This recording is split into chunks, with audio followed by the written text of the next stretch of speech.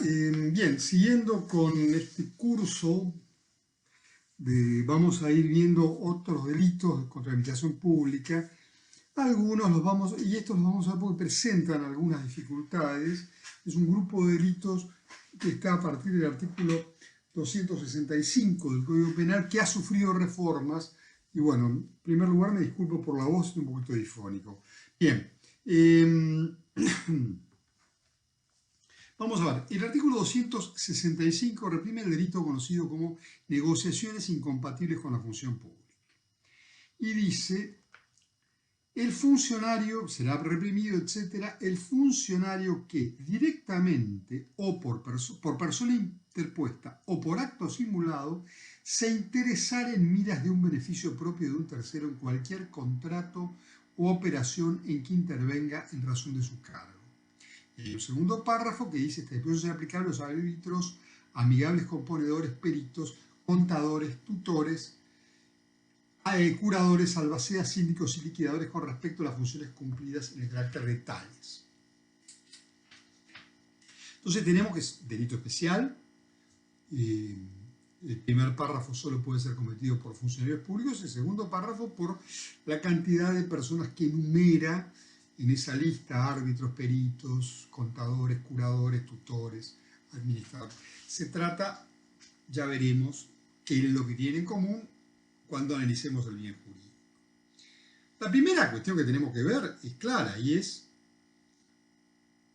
interesarse.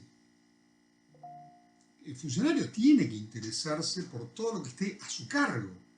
Pero aquí este es un interesarse, no el interesarse del funcionario, sino un interesarse con miras a un beneficio propio o de un tercero. Hubo una larga discusión durante mucho tiempo sobre si ese beneficio debía ser económico o no. Y evidentemente la respuesta es no. Cualquier tipo de beneficio. Imaginemos, yo siempre pongo el mismo ejemplo y es, para presentarse en licitaciones hay un puntaje, ¿no? Imaginemos que para beneficiar a una empresa de un amigo, un funcionario le otorga un mayor puntaje, que no le sirve para ganar la licitación, pero lo deja en mejores condiciones para futuras licitaciones. Ahí tenemos un interesarse diferente.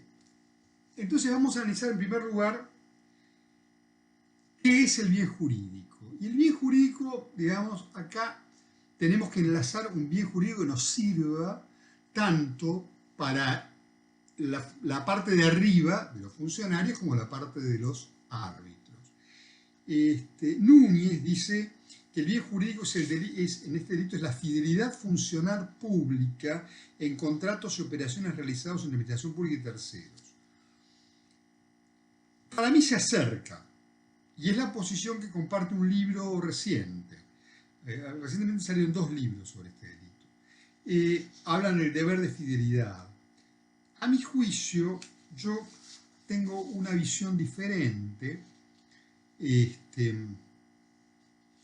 con respecto a esto. ¿Cuál es la postura? ¿Qué tienen en común? ¿Qué tienen en común?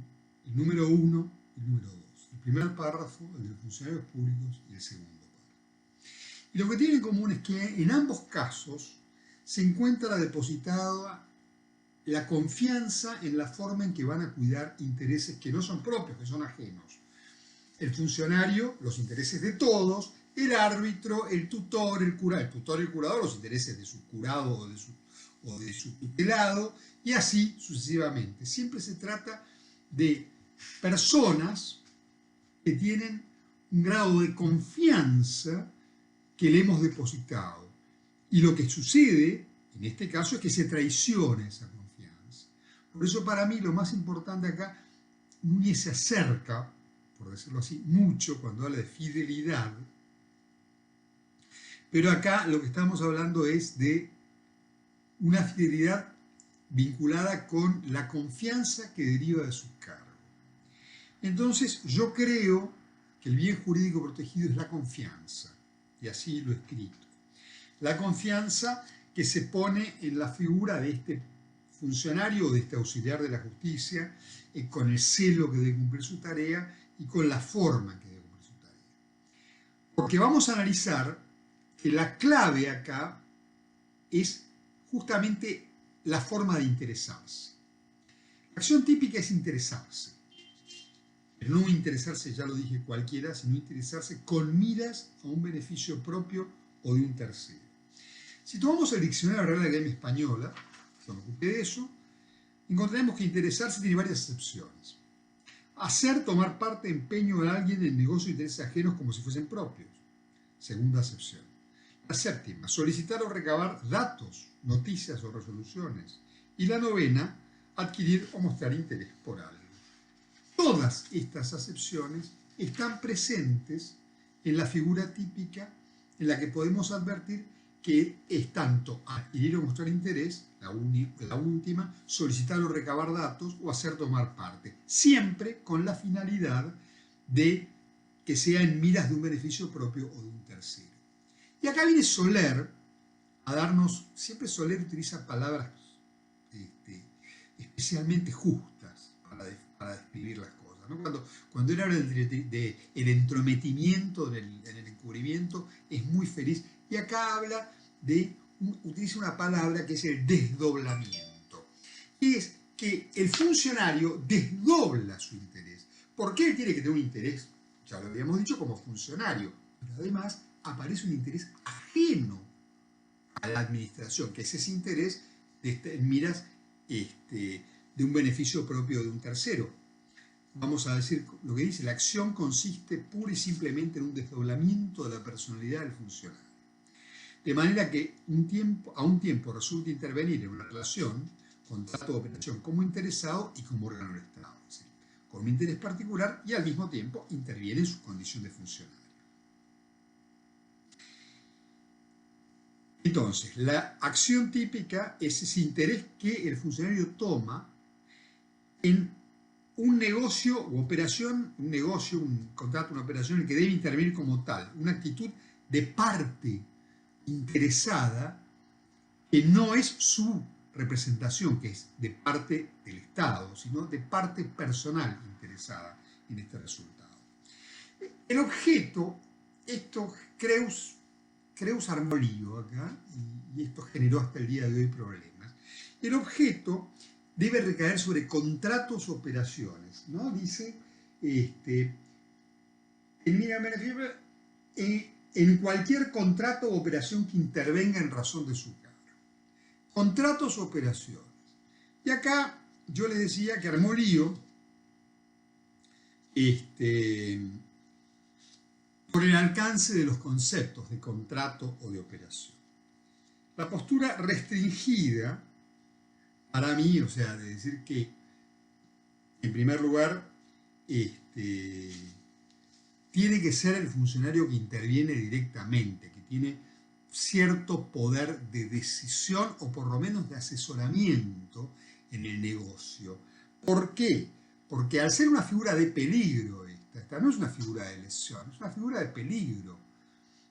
Porque el solo hecho de interesarse ya hace peligrar ciertos intereses de la administración o del tutelado, del curado, o de aquellos que someten a un árbitro su negocio, su conflicto, etcétera, etcétera.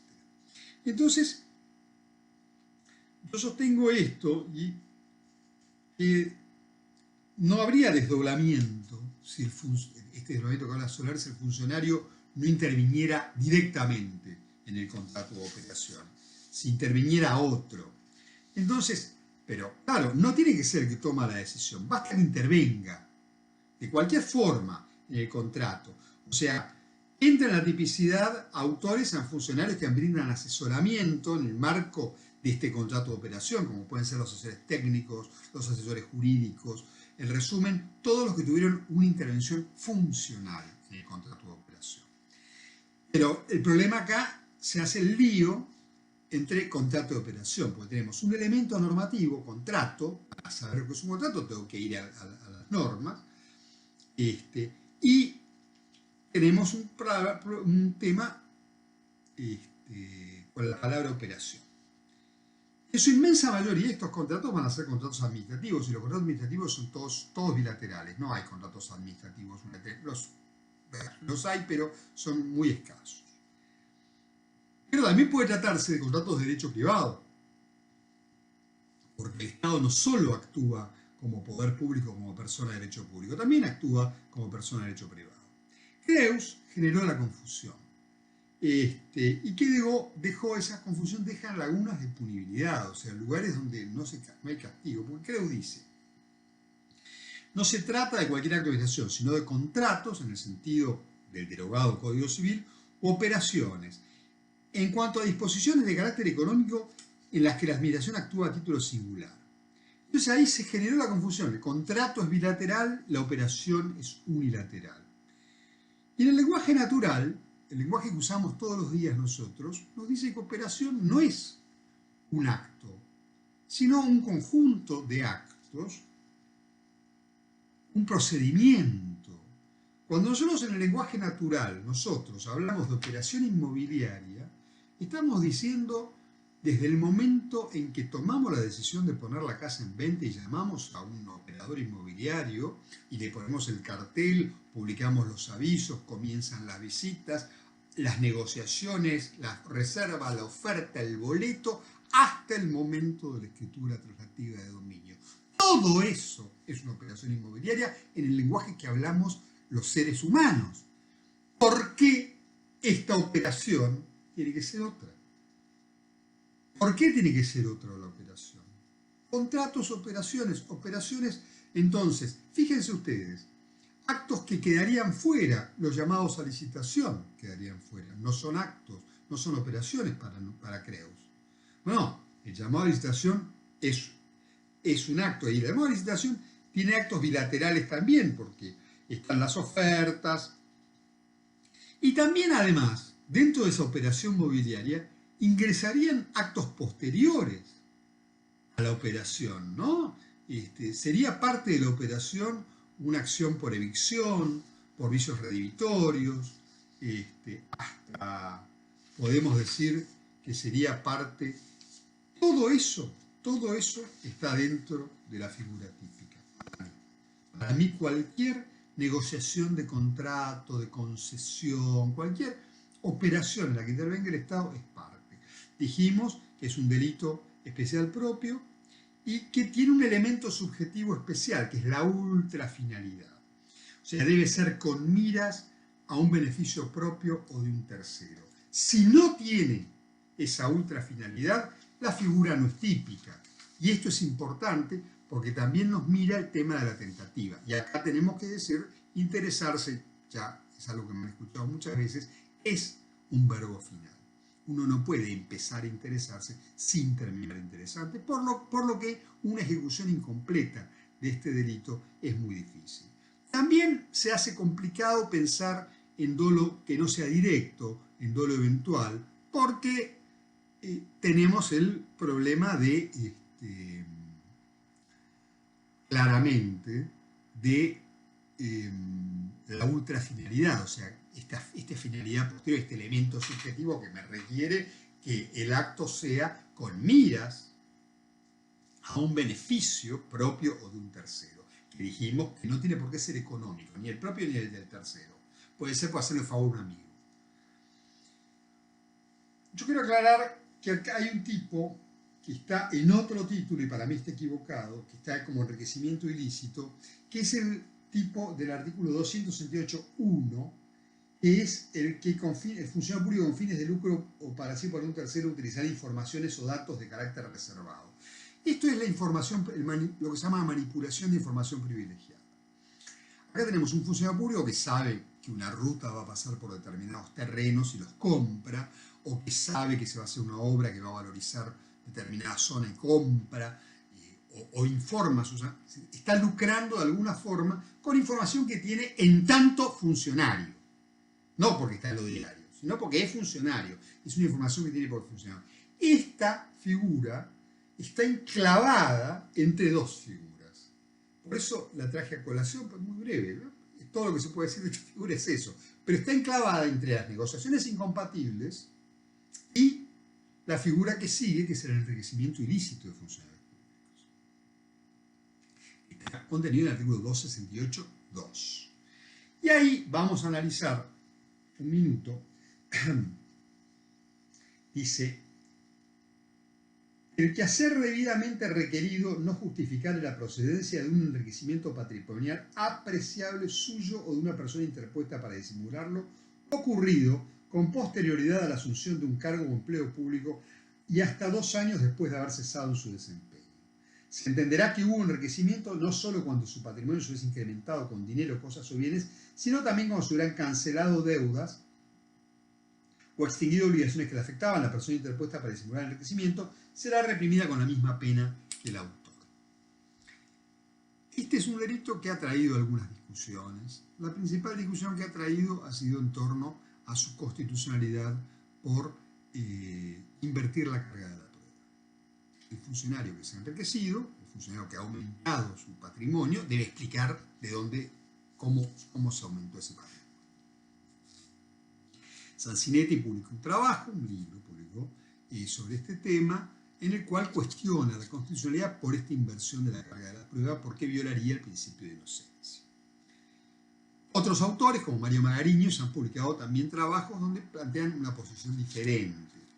Todos sabemos que el funcionario no es un ciudadano común, es un ciudadano que está en una situación que va a ser observado de otra forma, va a ser observado más profundamente porque además tiene librada su confianza bienes de todos, intereses de todos, como vimos justamente en el artículo anterior. Pero hay un elemento más, o sea, podemos discutir la constitucionalidad, podemos discutir todo esto, pero la Argentina ha adquirido compromisos internacionales y uno de esos compromisos que ha adquirido la Argentina es el de la Convención Interamericana contra la Corrupción. En la Convención Interamericana contra la Corrupción, el artículo 9 dice, con sujeción a la Constitución y a los principios fundamentales de su ordenamiento jurídico, los Estados partes que aún no lo hayan hecho adoptarán las medidas necesarias para tipificar en su legislación como delito el incremento del patrimonio de un funcionario público con significativo exceso respecto de sus ingresos legítimos durante el ejercicio de sus funciones y que no pueda ser razonablemente justificado por él. Entre aquellos Estados partes que hayan tipificado el delito, el nuestro por ejemplo, de enriquecimiento ilícito, este será considerado un acto de corrupción a los propósitos de la presente convención. Aquel Estado parte que no haya tipificado el enriquecimiento ilícito brindará la asistencia y cooperación previstas en esta convención en relación con este delito en la medida en que sus leyes lo permiten. Entonces, lo primero que tenemos que decir es que tenemos una convención internacional que nos obliga a tipificar este delito. Como ya lo tenemos tipificado, los obliga en primer lugar a no derogarlo. Y en segundo lugar yo diría que trae a colación sin necesidad, digamos, la posible responsabilidad del Estado. Incluso una declaración de inconstitucionalidad de esta figura podría implicar una derogación fáctica, y una derogación fáctica a los fines de la jurisprudencia internacional puede hacer nacer la responsabilidad del Estado. Además, como si esto fuera poco, vamos a recordar, como ya lo hicimos en un video anterior, que la Constitución Nacional, en el artículo 36, cuando habla de los nuevos derechos, dice: atentará a sí mismo contra el sistema democrático en incurrir en grave delito doloso contra el Estado que conlleve enriquecimiento. En consecuencia, podemos discutir su constitucionalidad, la inversión de la carga de la prueba, etcétera, etcétera, etcétera. Pero la realidad es que tenemos un compromiso internacional que nos obliga a tener este delito. En consecuencia, yo les diría que es una discusión en la que no vale la pena ingresar. Entonces lo que sí vamos a ver es cuál es el régimen que rige para las declaraciones juradas de los funcionarios. Los funcionarios estamos, voy a decir, yo he dejado de estar, todavía estoy entre los 2 años, que se cumplen en noviembre, pero yo era uno de los funcionarios alcanzados cuando fui juez. Pero los funcionarios están alcanzados por una obligación que establece la ley 25.188 de ética pública, que en su artículo 4 dice: las personas referidas en el artículo 5, la larga lista, deberán presentar una declaración jurada patrimonial integral dentro de los 30 días hábiles de su asunción del cargo. Asimismo, deberán actualizar la información contenida en esa declaración jurada anualmente y presentar una última declaración de dentro de los 30 días hábiles de cesación en el cargo. En consecuencia, estamos obligados. Ahora bien, no hay un momento indicado para, y esta es una discusión, para la consumación del delito. Si ustedes se fijan, ¿cuándo se consuma el delito? Se consuma el delito dice, al ser debidamente requerido, no justificado. ¿Cuándo uno es debidamente requerido? ¿Y por quién? Bueno, de acuerdo a las normas, uno debería ser debidamente requerido por la Oficina Anticorrupción en el marco de sus facultades, pero esto, además de que nunca sucede, es el momento de ser requerido. Ahora, ¿qué sucede si la oficina no es requerida y un particular pide las declaraciones juradas, las ve y hace una denuncia penal? Entonces tenemos una persona que nunca ha sido debidamente requerida, salvo en el momento en que la recibe la indagatoria. Y esta es una discusión que vamos a tener, que es que hay autores que sostienen que hasta el momento de alegar la defensa se puede justificar el origen de los bienes. Esto quiere decir que este delito sería una excepción, una importantísima excepción, al principio general que nos dice que se juzgan conductas pasadas. Este es un delito que se podría consumar en el momento en que se lo juzga, lo que es extraño, lo que es raro, lo que es una cosa metafísicamente incorrecta. Es un tipo omisivo, sin duda, porque consiste en no justificar. Ahora bien, yo insisto con la constitucionalidad. Los funcionarios tienen el deber de justificar sus incrementos patrimoniales.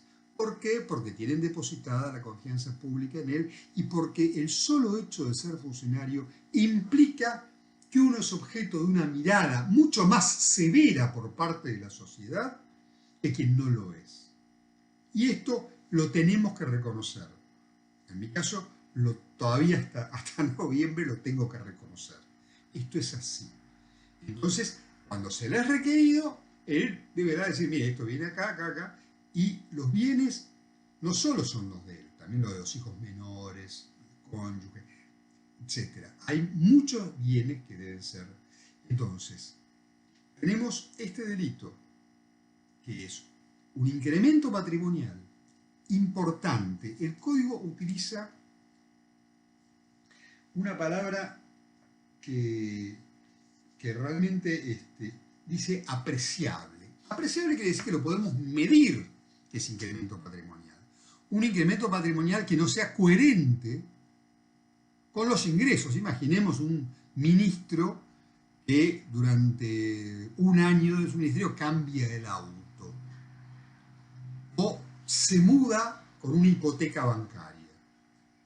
Esto sería normal. Ahora, si este ministro duplica su patrimonio, quintuplica su patrimonio y lo declara, bueno, ahí tenemos un señor que va a tener que dar explicaciones. A lo mejor heredó, a lo mejor ganó la lotería o lo que sea. No es el momento de hacer bromas. Pero este es el caso. O sea, tiene que justificar. ¿Cuándo? Al ser debidamente requerido. ¿Y cuándo se es debidamente requerido? Discúlpenme la estupidez que les voy a decir. ¿Cuándo se es debidamente requerido? Esto es una cosa que está mal. La ley debería tipificar claramente en qué momento y quién debe requerir al funcionario. Pero también tener en cuenta de que ante la inacción, ante el no requerir de la Oficina Anticorrupción o del ente, Comisión de Ética Pública en una época, lo que fuera, del ente encargado de recabar las declaraciones juradas, además las recaba, no hace un análisis de declaraciones juradas, es un error, tiene que hacer un análisis de declaraciones juradas, para eso están. No para juntar las declaraciones juradas en cajones, sino para compararlas y analizarlas. Esto es muy importante. Bueno, si no lo hacen, y esta persona nunca fue debidamente requerida, y es llamada a juicio, ¿en qué momento pasa a ser debidamente requerida? Y yo pienso que con la indagatoria. Pero sería también coartarle el derecho de defensa si una persona en ese momento no tiene los comprobantes o las distintas pruebas del origen lícito de ese beneficio, de ese incremento. La pregunta es si lo puede hacer después. La mayor parte de los autores dicen que sí. Ahora bien, ¿qué sucede cuando fue debidamente requerido en el ámbito administrativo? Para mí queda consumado el delito. Para mí ya no hay tutía. Ahora, ¿qué pasa si al ser debidamente requerido no justifica y lo justifica después? Y bueno, si demuestra su inocencia en el juicio justificando, tenemos ese problema. El delito es no justificar y él está justificando, con lo cual tenemos un delito que se puede consumar en el momento de ser juzgado, lo que es realmente algo raro, pero es algo que sucede. Ha sucedido en juicios que se ha planteado esto, donde los funcionarios han pretendido justificar, porque no han justificado en este caso, su incremento patrimonial después del juicio. Y ahora vamos al último delito de esta gama, que tiene que ver también con el enriquecimiento ilícito, y es la omisión maliciosa en declaraciones juradas. Esta es la clave, o sea, yo lo estoy juzgando por lo que yo advierto en sus declaraciones juradas, pero ¿qué sucede cuando el funcionario, el obligado, porque no solo son funcionarios, también son magistrados, los obligados no cumplen con esto y omiten? Y acá hay un delito, es el 268 ter, que establece una pena muy baja, hasta 2 años de máxima, el que estuviera obligado por la ley a presentar una declaración jurada patrimonial y omitiere maliciosamente hacerlo. Esta es la no presentación de declaración jurada. Caso 1, el delito se configura cuando mediante notificación fehaciente de la intimación respectiva el sujeto obligado no hubiera dado cumplimiento a los deberes aludidos dentro de los plazos que le fije la ley cuya aplicación corresponda. Y el último párrafo dice: en la misma pena incurrirá el que maliciosamente falseare o omitiere insertar los datos que en las referidas declaraciones juradas deben contener de conformidad a las leyes y reglamentos aplicables. Bien, ¿cuáles son esos datos? Los datos están en el artículo 6 de la Ley de Ética, la Ley 25.188, que dice que la declaración jurada debe contener una nómina detallada de todos los bienes propios del declarante, propios de su cónyuge, obviamente los gananciales, los que integren la sociedad conyugal, los gananciales, los del conviviente, los que integren en su caso la sociedad de hecho y las de sus hijos menores en el país o en el extranjero. Luego hace una lista detalladísima de la cual nada queda fuera. Todos los bienes. Esto quiere decir participación en sociedades, participación en fondos comunes de inversión, cuentas bancarias en el país, en el extranjero, todas deben ser declaradas. La omisión, esto es un tipo omisivo, consiste en omitir, incluir estos datos o en falsearlos, que no es un caso omisivo, sino es un caso, es un delito activo, es un delito comisivo. ¿Por qué falsearlos? Bueno, ¿qué es falsearlos? Falsearlos es colocar datos que no sean verdaderos, que no se correspondan con la realidad, ¿no? Cifras inferiores, etc. Uno debe declarar los bienes muebles, obras de arte, el dinero en efectivo, todo se debe declarar. Entonces, la omisión de declarar, el problema está en la palabra maliciosa, esas cosas que a los legisladores les gusta meter adjetivos, y para mí no hay peor cosa que un adjetivo, porque toda omisión es maliciosa. Es decir, no me vas a decir que te olvidaste de una casa, o que te olvidaste que eras el presidente de 2 fondos comunes de inversión. Esto en Argentina ha sucedido recientemente. O que te olvidaste que tenías determinadas cuentas bancarias en el país o en el exterior. O que te olvidaste que eras miembro de tal o cual sociedad. Realmente es difícil de creer que uno se ha olvidado. O te olvidaste de declarar las joyas de tu mujer. O te olvidaste de declarar una colección de cuadros o de distintas obras de arte, o de lo que sea. Uno puede haberse olvidado un mueble caro que estaba en la casa de la quinta de fin de semana de su tía abuela, y uno ha heredado y lo tiene arrumbado porque no sabe lo que vale. Este sería el único caso que se justifica. Pero si no, en realidad, estas omisiones es difícil que no sean maliciosas, es difícil que no sean dolosas, y es un error muy grave de los legisladores esto de andar agregándole adjetivos.